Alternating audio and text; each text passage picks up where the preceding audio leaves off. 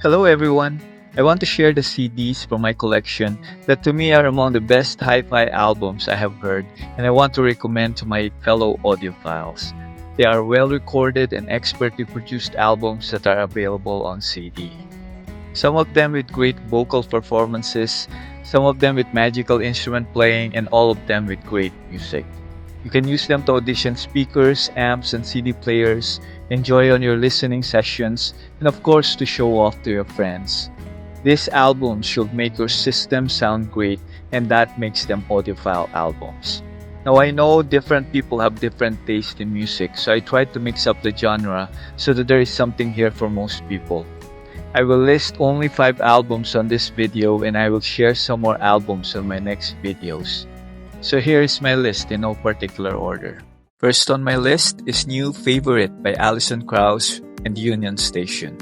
This is the 4th album by bluegrass music group Alison Krauss and Union Station, released in 2001. I believe most audiophiles are familiar with this group as they always come up with audiophile quality albums. New Favorite is what people would call contemporary bluegrass album.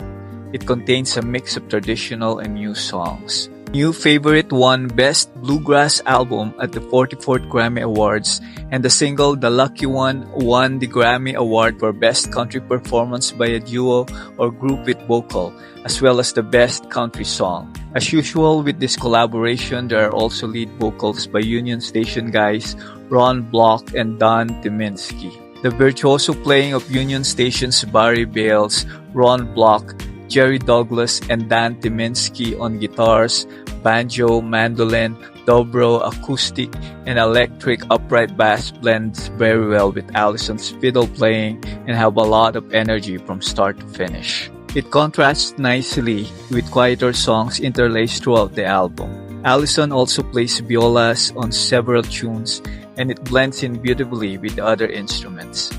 A couple of songs feature drums, which is unusual on bluegrass, and it's very subtle, but you will notice it on your hi-fi system. I just love Alison Krauss's voice, and it's as beautiful as ever on this album. The sound of this album is simply gorgeous and demonstration quality. Everything down to the tiniest pick note is crystal clear, and the musicians are positioned naturally and comfortably within the soundstage.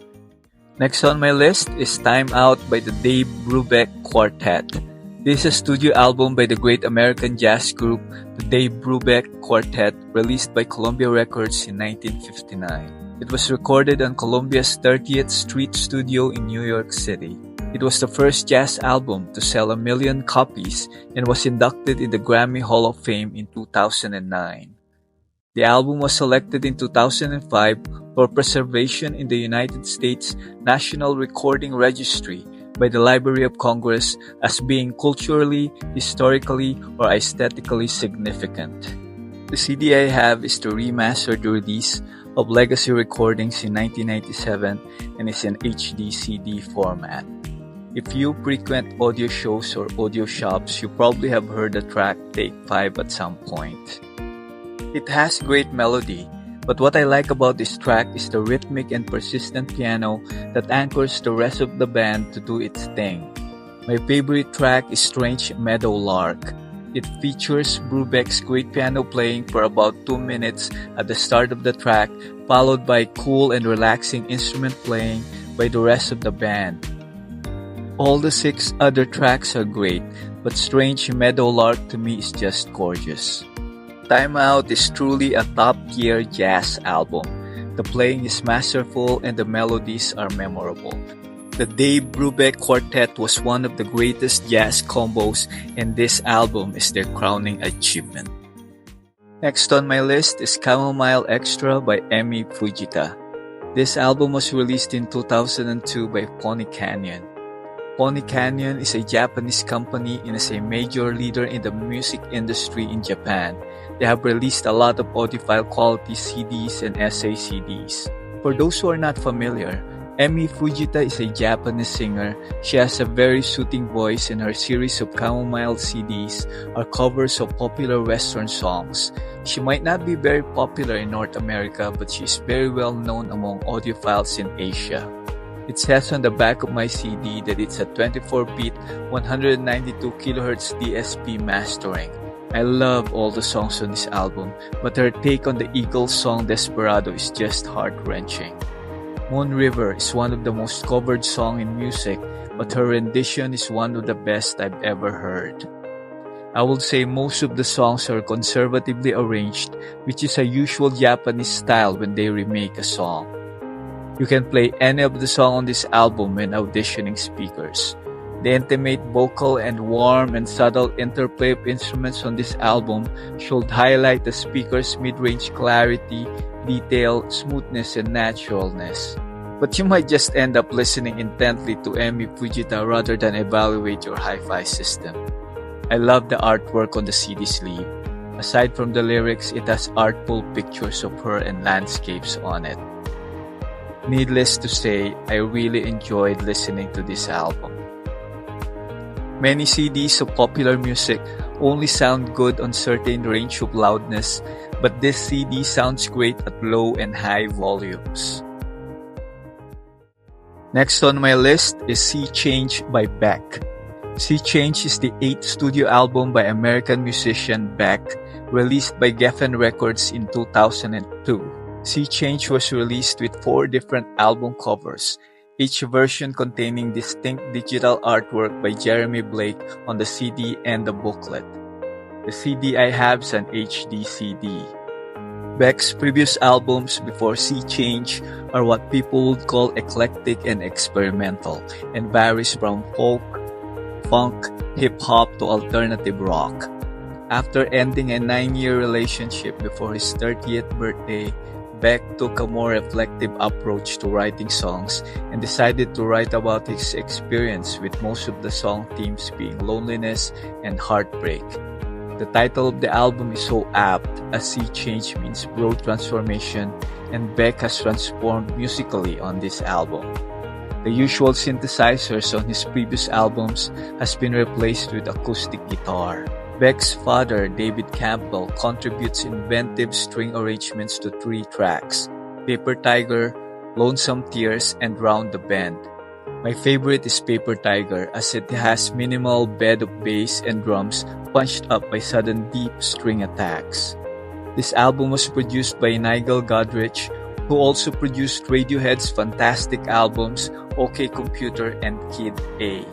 This album is often cited as a benchmark in hi-fi recording, with huge dynamic range between its punchy low end and warm reverbs. Beck's vocal performance in particular are captured perfectly, making him seem to whisper in your ear. The sound of the room, the production and engineering decisions, the quality of the playing, and the obvious work that went into the arrangements all play their part in making Sea Change an incredible sounding record.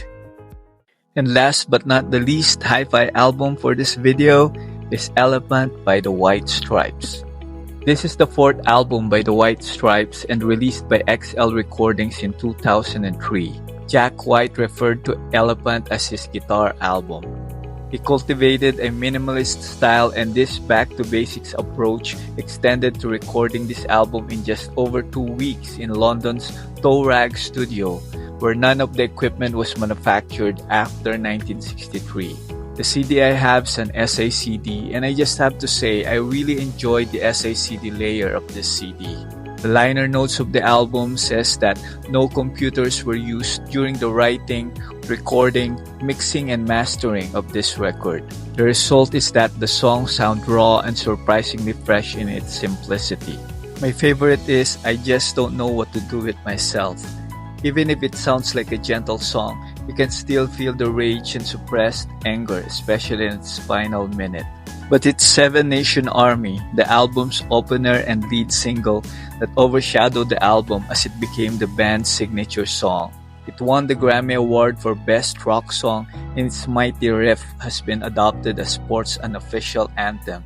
For an album that was mainly recorded in a small London studio, Elephant certainly packs an enormous big studio sound, especially when you turn up the volume on your amp. You will be impressed by the wide range of its soundstage and the hard-hitting arrangements and instrumentation. This album has become a modern-day rock classic and a demo-worthy recording. And that's my 5 CDs that I will recommend on this first part of my series of videos about best hi-fi albums for audiophiles. I will share some more great audiophile albums and CDs on my next video, so please subscribe. Keep in mind, these are a list of my favorite and recommended hi-fi albums and the music I use when auditioning hi-fi equipment. I hope you enjoy my selection and discover something new. Let me know your favorite and recommended hi-fi albums as well. Happy listening!